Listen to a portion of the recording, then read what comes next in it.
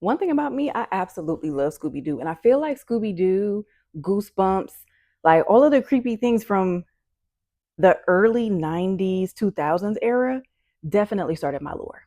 Imagine living your life thinking that everything is set in stone, and then one day the energy just shifts and nothing is the same.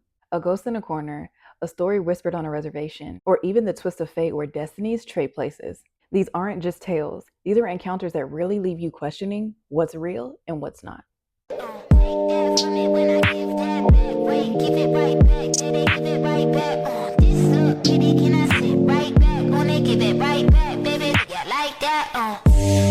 What's good? What's good in the YouTube hood? It's your girl, Luna Nova, and I'm back with another one for y'all today. Welcome back to the Mystic Muse, where we dive into the creepy, the unknown, and the mysteries of the universe. And here we dive into the stories that make your skin crawl and make your soul pay attention a little bit closer. And tonight, I've got a chilling mix for you. Ghostly encounters that refuse to be ignored, a reservation story that will definitely leave you scratching your head because I still don't understand how this was happening, and the strange unsettling of destiny swapping, because yes, that's a real thing. It wasn't just a movie. Yes, if you ever saw the movie Love Don't Cost a Thing, that whole movie is literally about destiny swapping, but we'll talk about that in another video. So y'all already know what time it is. Go ahead and grab you a drink, grab you a snack, and settle in for this creepy compilation, only if you dare. A scary story shared by my dad. In the 90s, he was an RCMP, and for those Americans, that's a police officer.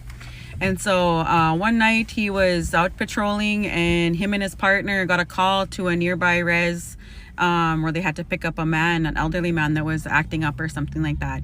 So they went and they came across this man, and he was an elderly old man, and he had a bottle and cigs. And so they confiscated that and said, hey, we're gonna have to take you in, whatever the situation was. And so they took his bottle away and his cigarettes, and then they patted him down and they put him in. But because he was an elderly man, they didn't handcuff him because they were probably just taking him like drunk tank or something. So they put him in there. They're taking off here. My dad was driving, and then he noticed that man had lit up a cigarette, and he was like, hey, you can't smoke in here, what the hell? And he like, I took those away from you, like, or he didn't have anything when he put him in. And pulled over, and he had another bottle, and he dumped out that bottle, and he was like, what the fuck, like I patted you down. And he takes it away, pours it out, and says, hey, like, you can't have that, contraband inside the police cruiser. And then he took him in, and when they came to the detachment again, had another bottle and a pack of cigarettes.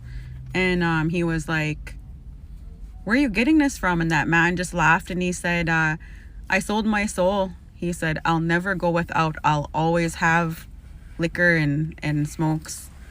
And my dad was just like, what the fuck? But there was like no other explanation on how this man had all this like there's like the third one. And then they took him in, and they put him in the cells for the night. My dad's shift was over, and he was fine. He went, his whatchamacallit was over, went home. The next day, his superior called him and said, hey, like, this man that you brought in here last night, he's like, has a bottle of liquor and cigarettes in here. He's like, you have to take those away. I was giving him shit for like not doing his job, and my dad had no way to explain to his like the white superior, like that, like, yeah, like, I did take it away, and like tried to explain like what you can't explain, and he just kind of was like, you know what, I'll just get, take the shit or whatever. And yeah, he shared that story with me a long time ago, and I was always like, holy fuck, sold his soul. Gee, true story. I grew up in a haunted house, and these are my stories. Now, my brother was very lucky in a way where he really didn't encounter much in the house. If we encountered like 98% of everything in the home, he probably got like less than 1%. I think in the entire time we lived there, he only encountered 2 things, and even that's stretching it. But one night, I am almost certain he encountered the mimic that was in the house, or at least heard the mimic anyway. So my dad used to work late nights, and he would come home sometimes at 2 or 3 o'clock in the morning, because he used to work construction, and he was a mason. and he would be out in the boonies of Connecticut working on like these literal mansions, and he'd be out there all night. Now, my father, to explain him a little bit, he grew up in El Salvador, in the backwoods of El Salvador. So it wouldn't be out of his nature to spend the night in the backwoods, surrounded by no one, to get started on the job first thing in the morning. That's the kind of guy he was. Just a cot and a blanket, and that's what he would do.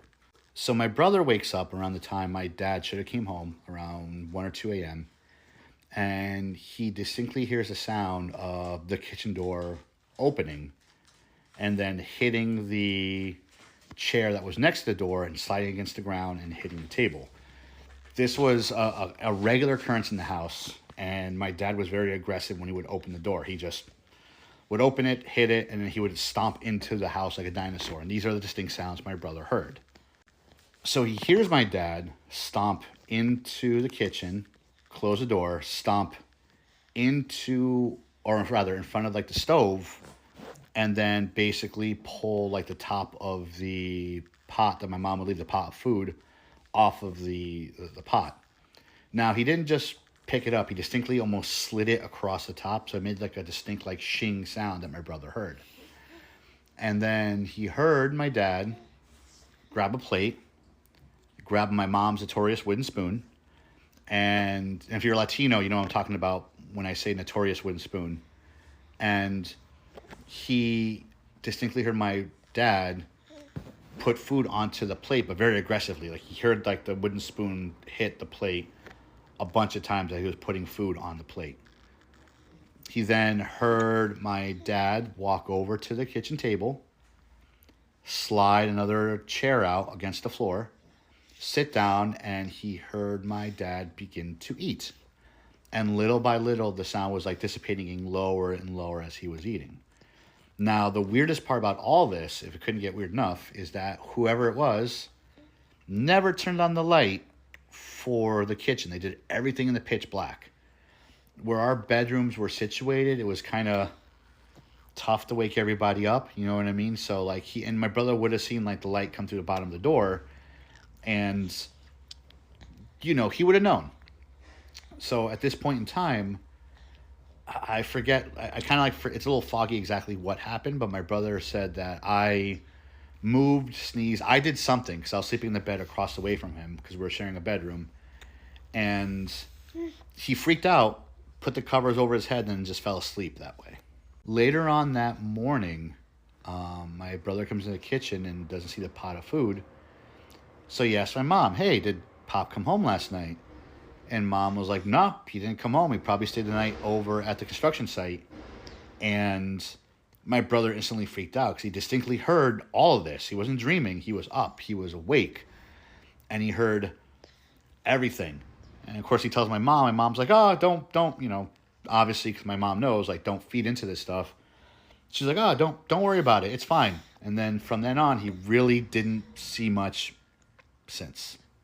That is my story for today, friends. Hope you enjoyed it. I'm still trying to figure out how to get to all of the follower stories, so please bear with me. Anyway, guys, that's it for me today. As always, be easy, stay frosty, and may the force be with you. Peace. If you're laying in bed and you actually want to sleep tonight, then you should skip this. For the rest of us who like scaring the shit out of ourselves, welcome. When I was a kid, my best friend asked a Ouija board how old she was going to be when she died. Okay, spoiler, it told her 22. Probably wondering, did she die at 22? I'm going to tell you a story that only 3 people know. Well, 2, because one of them is dead. This story starts about 20 years ago when Christina and I were about 12. We were inseparable and we used to hang out with her older sister all the time. We were at their house a lot. It looked like a normal suburban house on the outside, but I swear you walked in and it was like a portal to the underworld. This house scared the absolute shit out of me. I would hear screams coming from the attic and I would look down this long, dark, creepy hallway, see dark figures like motioning up when I'm trying to sleep at night. To make matters worse, we would sit in her room with the lights dim, pull out the Ouija board and play all the time. But here's the thing, it only ever worked for Christina. It was like she had some weird connection to it. Naturally, her sister and I always thought this was fake and she was just doing it for attention. because it would move so fast all over the place, telling us everything. Never worked when we did it alone, so we were a little bit suspicious. Whatever ghost was on the other side of this had diarrhea of the mouth. This was not like you see on the horror movies where it's like, oh, this is slowly moving to yes or no. Like, no, this was like a T9 texting expert ghost that word vomited constantly. So one day we had just finished watching Big Fish, and in that movie there is this creepy old witch, and you can ask her how old you're going to be when you die. Christina loved this idea. Next thing you know, she's pulling out the Ouija board and immediately asking, how old am I going to be when I die? Planchette slowly starts to move towards the numbers, and it hovers over the 2, and then it takes a little bit of a movement back and comes right back to the 2. Christina didn't even skip a beat. She grabs her red notebook that she wrote down all of the answers the Ouija board said in it, wrote down, age I'm gonna die, 22. Completely calm. Little did we know, something was set in motion and some weird shit started happening for the next 10 years. About a year after the Ouija board incident, Christina's middle school boyfriend tragically died. He was babysitting his 3-year-old little sister, hanging a rope swing for her in the backyard. The parents got home, found the little girl screaming in the backyard, looking at her brother hanging by the tree. He accidentally got tangled in the rope and hung himself. He had been dead for about 3 hours. While Christina was upset about this, she wasn't hysterical, more so distant. And she said to me, I think I'm gonna see him again soon. I just don't see myself growing old. I can't be that upset about it because something like that might happen to me. For the sake of being able to sleep at night, I wrote off a lot of these things. Christina and I grew apart over the years. A couple of other creepy things happened here and there, but for the most part, I think she had a pretty normal life. She got a job, got a fiance, seemed pretty happy from what I could tell. So now we're about 21 and Christina's wedding is coming up. I didn't go to the wedding, but I saw this footage later. Christina's standing at the altar, all smiles, having just been married, trying to take photos with her family. Softly in the background, you hear a little girl singing the Itsy Bitsy Spider. Christina yells super loudly, Kenna, it's time to take photos. And the camera just slowly pans left. And then you get a great view of this beautiful little flower girl sitting in a pew, holding a Bible upside down, singing the Itsy Bitsy Spider. She shuts the Bible, takes a couple of steps towards the aisle, and slowly walks forward. I shit you not, this 3-year-old looks up at this bride and says, Christina, are you gonna die soon? Freaked out when she heard this, which would be a normal response, but I heard her talk about death so many times as a teenager and just how it didn't faze her that it was a little bit odd to hear her talking about it like this. I really think it's because she was 5 months pregnant. Things had changed for her. About a year after the wedding, Christina was at a cabin with her family in the mountains, having some celebration. Everyone was there, including her newborn son. It seemed like one of those days where nothing could go wrong. Her family always had a 4-wheeler that we would take around the mountains and have a really good time on. At some point in the afternoon, her and a friend decided to take it out for a ride. But that day, something was different. As they rode through the trails, everything seemed all right until Christina screamed, "The brakes aren't working." They flew off of a cliff. Both of them were rushed to the hospital. Christina didn't make it. She died on the way there. 22. That I'm gonna tell you, honestly, it creeps the fuck out of me still when I think about it. So growing up, I didn't really grow up with my grandparents. We would go visit them when we went to Mexico and stuff and on vacation. And I remember really spending a lot of time with my mom's mom, but with my dad's mom, we hardly ever spent time. And I remember my mom always being so cautious, be careful what you eat when you go to your grandma's house. Don't get everything. But for some reason, my grandma had a really, really strong connection with me, I guess. I remember her always telling me oh, you look so much like your dad. But she would always kind of single my little sister out oh, but your sister looks like your mom so much. And I remember she would grab my face and be oh, you're so beautiful. You look just like my son. And so, me and my sister would joke around about it, oh, you're the favorite one, but I never really took it it was whatever. So I used to work in a warehouse when my oldest daughter she was a year and a half. And I had found out that just recently, I remember when I was working, I found out that then I was pregnant with my son. So I remember working a graveyard shift, and I remember not telling anybody because I work with mostly guys. And I'm like, they don't need to know about my business or whatever. And I must have been like a month pregnant. So I remember getting off of work, and I felt so uneasy, you know, like I had a feeling, I don't know, like something bad was going to happen. And I remember I couldn't sleep. But before I even went to go lay down, I remember like looking at the end of the hallway. Like I get there, right? And I'm going to go to my room. But the hallway was so dark. And I remember like I was about to turn on the light, and I stayed looking at the end of the hallway. And I remember seeing this really dark, like a human figure, right? And I got so like tripped the fuck out. I was like, what the fuck is that? And I turn on the light, and there's nothing there. So then I try to go to sleep or whatever. And mind you, I must have slept for like 2 hours. And then I had this sudden urge to like call my mom. So I remember I called my mom, and I was like, hey mom, what are you doing? And she's like, I'm so glad you called. I'm like, what happened? And she's like, your grandma just passed away. And I remember I was like, what the fuck? And I told my mom what had happened, you know, how I had seen that figure at the end of the hallway. And my mom jokingly was like, oh, she probably want to say goodbye to you. You know, she probably, you know, dio su despedida, like said her goodbyes. And it kind of stuck with me, right? So mind you, remember I work graveyard at this warehouse. And so I remember walking into HR office. And I wish I could see this girl. I mean, I wish I could reach out to her, or she could reach out to me if she ever were to see my videos. I remember walking into the HR, and she's like, hey, like try to approach me. She's like, can I tell you something? But I don't want you to feel uncomfortable what I'm going to tell you. And I'm thinking in my head, what the fuck is she going to tell me? You know? And I remember she's like, oh, it like terrifies me when I think about it, because everything that happened after was so fucking scary. I remember her like telling me, you know, it's gonna sound awkward, blah blah. Cut the story short, she's like, somebody walked in with you. And I'm like, the fuck? I walked in by myself, you know? She's like, no, it was an older lady that just passed away. And I remember looking at her like, what the fuck are you talking about? And she's like, starts describing my grandma to me. When she told me this, I felt like my heart dropped, you know? I'm like, how the fuck does she know?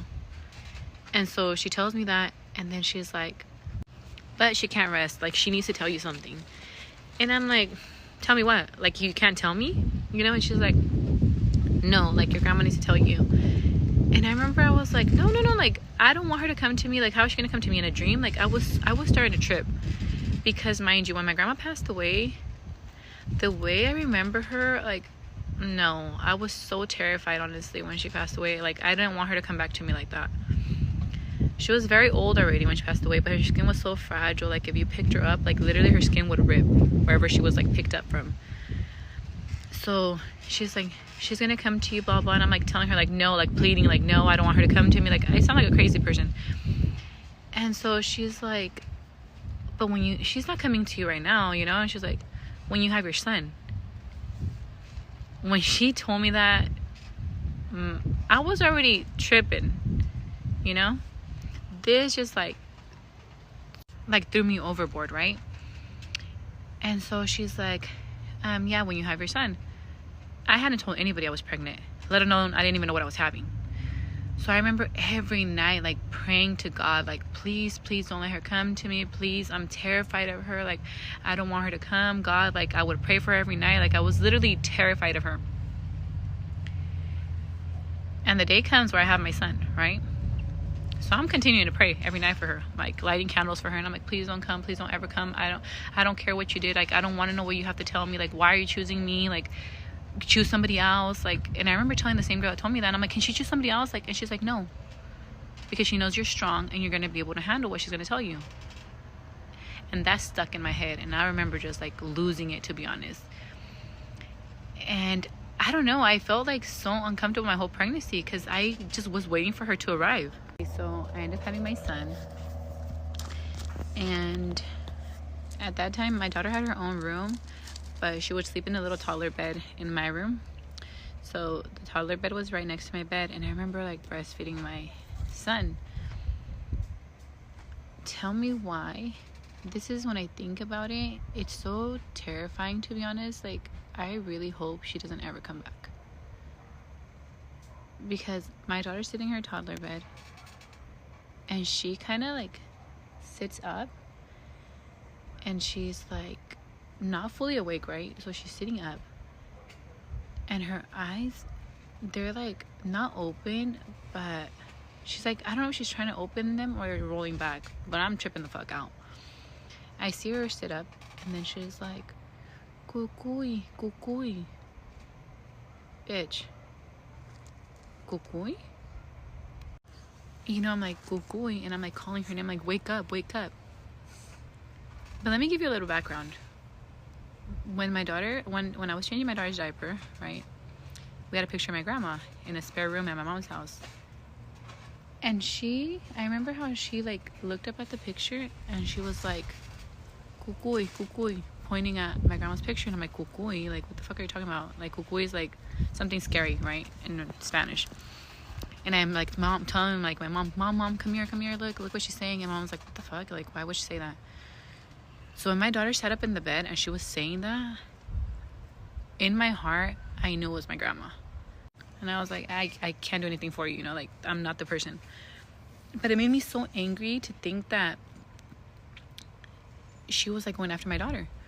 So I like start cussing a storm, you know, and like, get the fuck out of my fucking room, blah blah. Like, my mom has always told me, like, if you see something, a spirit, like, you're supposed to curse it, right? Curse at it, and supposedly it leaves. I don't know if it's true, but it worked. Like, when I said that, like, I remember as I was saying it, I could see my daughter's eyes, like her whole, like, her eyes, her head, everything started turning like to the side. Oh my god, it's so fucking scary when I think about it. It started like turning and turning, like as if it's like watching this thing walk out of the room. I literally fucking died in that second. And I'm like, I start tripping the fuck out, you know? And I'm like, you know, calling my daughter's name. I'm like, wake up, you know, wake up. Mind you, she's like 2 now. And I'm like literally so pissed off. And like, I start crying, and I'm like holding my daughter, and I'm like holding my son, you know? And I'm like, why would you come? I was more pissed off at that. I'm like, why would you come and scare my daughter? Or like, I felt like she was being selfish, even though it was like her afterlife. Because after my grandma passed, like, a lot of things surfaced about things that she did, like, while she was alive. Like, that she was to like black magic, and she did a lot of things to people that she shouldn't have done, you know, my mom being one of them. So, you know, in my mind, I'm thinking like, dude, she fucking did something really bad, and she wants me to go, you know, take care of it for her. Like, no. After that, I had one more encounter happen, but when that happened, I would start dreaming of her, but I never would see her face, you know? Like, my dreams were always, I knew it was her, because that same scary feeling that I got when I felt that thing come into that room that night, I would wake up literally screaming, terrified from these nightmares I would have of her. Yeah, they're not even dreams, they were nightmares. Where she would just be sitting in this black room. Not black, she would be all black. This dark room. And she would kind of cackle, like laughing at me. And when I would wake up, I would be so fucking terrified. You know, I'm like, I know, I'm sorry, I know it was my grandma, but whatever she did, I know it must have been something really bad. But I like ask God for her to never come to me. Like, I prayed so much, I pray for her soul. But it's just when I have those dreams of her, and I haven't, like, honestly, I would have them so, like, one after another. But now it's been like, it's been like a year that I haven't dreamed of her. And like, honestly, before I go to sleep, I always like try to pray, and like pray that nothing ever comes, you know, or nothing ever, I think it's a cricket, or nothing ever, like, or she just doesn't ever come back or try to haunt us, to be honest. Because I have a feeling that whatever she needed to tell me was something really bad. And I know that girl had told me that I would be able to withstand what she was going to tell me, but something tells me it was just terrifying. Like I said, I would love to find that girl, you know, that used to work in HR, and just like I have so many questions for her. But yeah, that was one of my experiences with the ghost. I mean, I've had plenty of experiences, but this one is one that literally traumatized me. And within the years as my daughter got older, like, I learned that she too would see things, you know, or she would feel things. Like when I dream of her, when I dream of my grandma, or when I dream of her, my daughter dreams of her. And my daughter's so terrified, and, you know, my daughter will wake up and she'll be like, Mom, like, she's so scary, like the way she comes in my dream.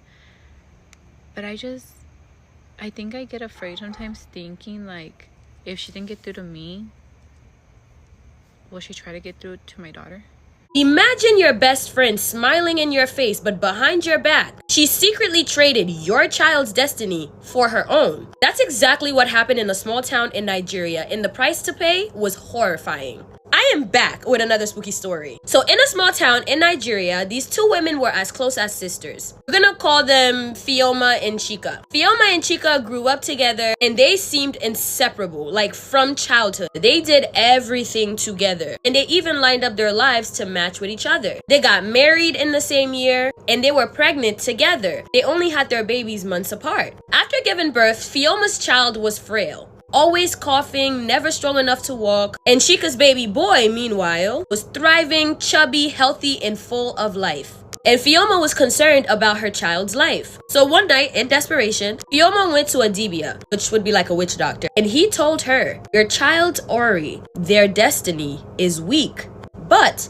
destinies can be exchanged. Another child must carry the weight. And Fioma hesitated. However, Fioma hesitated until she thought of Chika's baby. Well, that same night, she came to Chika's home under the excuse of visiting. While everyone slept, she secretly performed a ritual that the dibia taught her. She was given a red thread. She tied her baby's red thread to Chika's son, whispering the incantations and eventually swapping their fate.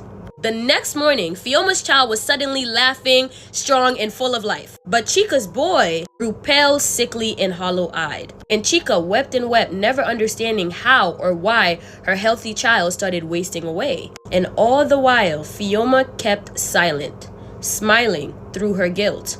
So many years later at this point, 12 years later, at a festival, Chika's weak son just died suddenly.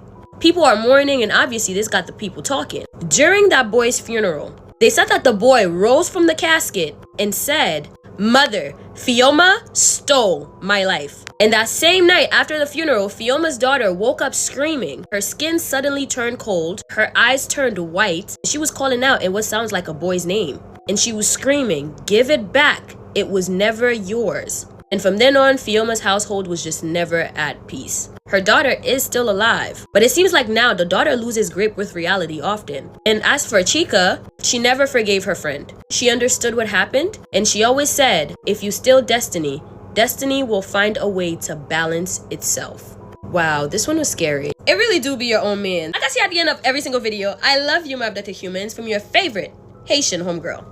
Well, there you have it, another creepy compilation, another collection of strange stories and experiences that really make you question the living, the spirit world, and fate itself. If you have a creepy encounter that you want to go ahead and share with the Hoodlum family here on YouTube, be sure to familiarize yourself with my email, and it is down in the description. So if you'd like to submit your story to be featured on the next episode of Mystic Monday, go ahead and send it in. And of course, if you enjoyed this video today, be sure to like, comment, subscribe, and share it with other people so they can join the Hoodlum family too. But until next time, be sure to drink your water, mind your business, and stay protected and protected. And as always, Luna loves you. I'll be back with another video for you guys if the spirits allow it. Take that from me when I give that back. Wait, give it right back. Did they give it right back? This up, baby, can I sit right back? Wanna give it right back, baby? Yeah, like that.